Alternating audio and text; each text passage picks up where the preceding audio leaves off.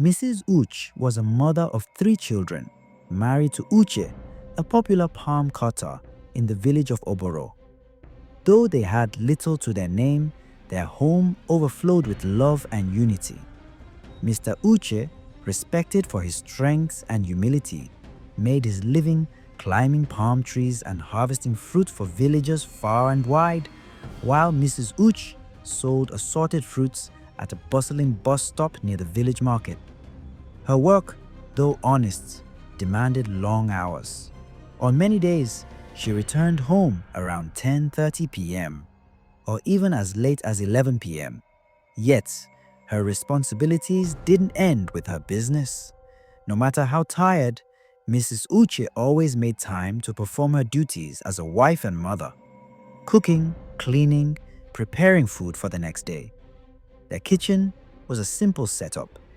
3 stones to hold the pot, firewood stacked nearby, and a miniature bathroom built from palm fronds at the back of the house. Sometimes, Mr. Uche would join her by the fire, chatting as he plucked palm nuts or simply offering company. But on especially tiring days, he begged her to leave the cooking for the morning. She always refused. Neighbors warned her about cooking so late. Friends shared stories of night spirits and dark forces awakened by the sound of mortar and pestle past midnight. Even the eldest man in the village, Mazi Udoka, sent a messenger, advising her to be cautious. The pounding of that mortar stirs more than yam, he had warned. It disrupts the peace of those who walk without legs. But Mrs. Uche laughed it off. Superstition, she'd mutter. Food must be ready, spirits or not. Little did she know, the night was listening. One fateful night, Mrs. Uche was back at her nightly ritual. The children were asleep, their tiny chests rising and falling with innocence. Her lantern flickered in the dark as she stirred a pot of ogbono soup over the fire. The aroma curled into the night air, dancing into the trees, into places no human eyes could see. She stepped inside the house to fetch water from the clay pot. It took less than 2 minutes, but when she returned to the fire, the pot was gone. Confused, she lifted the lantern and looked around. There were no signs of struggle, no spilled soup, no footprints. She squinted into the shadows, and that's when she saw them. Dwarf-like creatures, grotesque and bloated, with hairless gray skin and glowing yellow eyes, were huddled in a circle. Her stolen pot was at their center, and they were feasting like wolves, snorting, cackling, their stubby fingers scooping out hot soup with glee. Mrs. Uche let out a scream that split the silence of the night. Neighbors bolted from their homes. Her husband and children rushed to her side to find her collapsed by the fire. Mr. Uche sprinkled water on her face, shaking her shoulders. She woke with a start and screamed again, pointing toward the backyard. They took it, the monsters. They were eating our soup. Some villagers mocked her, calling it a hallucination born of stress. But others looked at each other in grave silence. They had warned her, and she had learned. Too late. She stopped coming home late. She no longer cooked after dark. She avoided her mortar and pestle like a plague. But peace did not return. Strange things began to happen. One morning, the pot of rice she cooked vanished just as she went in to wash her hands. Another night, as she bathed in the palm front bathroom, voices whispered from the walls, "We are hungry. We want more." She screamed and ran out half naked, trembling. But the worst was yet to come. One evening, she looked into her youngest son's face as he asked for water, and for a moment, his face morphed into the twisted grin of the monsters she had seen that night. She screamed so loud, the boy started crying. Her husband, Uche, held her tightly. Enough is enough. I believe you. We need help. Mazi Udoka lived at the far end of the village in a compound surrounded by tall bamboo trees and carved totems. His hut, made from red mud and thatched roof, smelled of palm oil, herbs, and incense. Inside, an ancestral staff leaned against a wooden stool beside a shelf lined with cowries' bones and jars of thick black liquid. Uche arrived at dawn, barefoot and trembling. He knocked with the reverence of a child.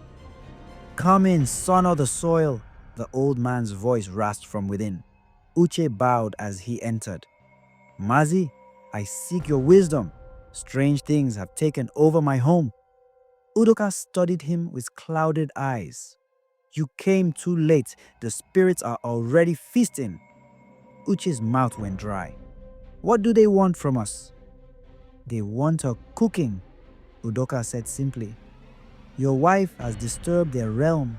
They heard the music of her mortar, smelled her peppered broth, and now they hunger for more.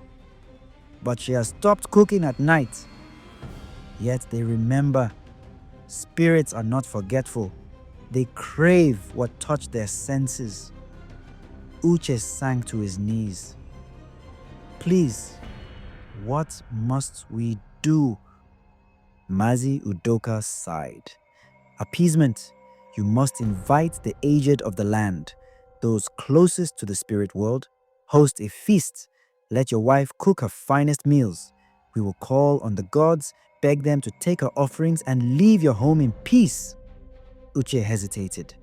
"And if we don't?" Udoka's eyes darkened.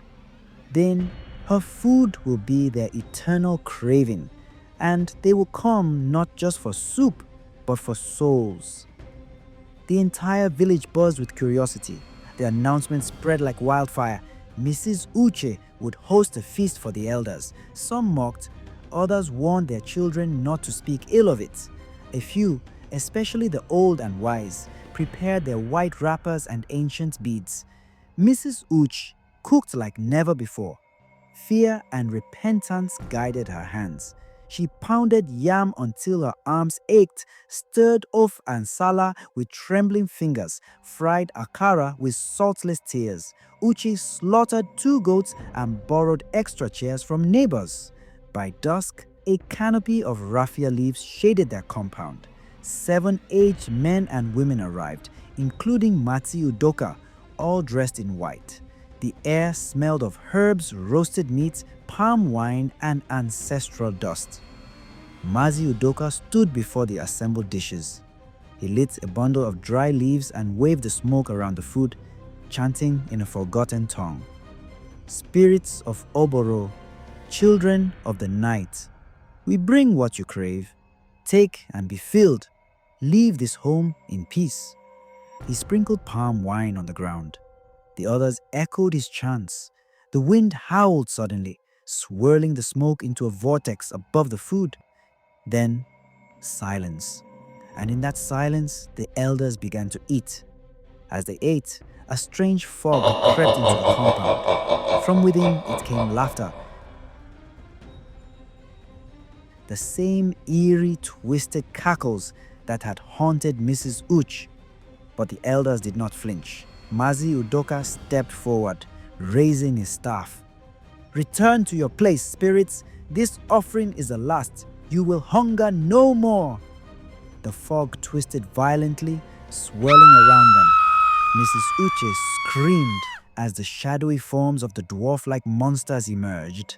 And this time, the villagers saw them too, small, bloated beings with glistening teeth and glowing eyes. The children cried. Women held onto their husbands, but the elders chanted louder. With a mighty thud, Udoka struck his staff against the earth. A blinding light burst from it, engulfing the monsters. They shrieked, not in pain, but hunger, as they faded like smoke into the wind. Then, all was still. The fire went out on its own. The shadows vanished. The fog lifted. Peace fell like rain. Mrs. Uche wept into her husband's chest, not from fear, but relief. From that day forward, the midnight sounds ceased. No more voices, no more vanishing pots, no more changing faces. The children slept without nightmares. The kitchen returned to what it once was, a place of warmth, not fear. Mrs. Uche began to close her fruit stall earlier. She taught others in the village, especially the young girls, to respect the unseen. Feed your family, she would say, but don't awaken what sleeps beyond the shadows. Mazi Udoka became a regular visitor, sipping palm wine in peace under their mango tree. And Oboro, once again, knew quiet nights. But deep in the forest, beneath the roots of a forgotten Iroko tree, a cracked mortar lay buried, humming softly, waiting.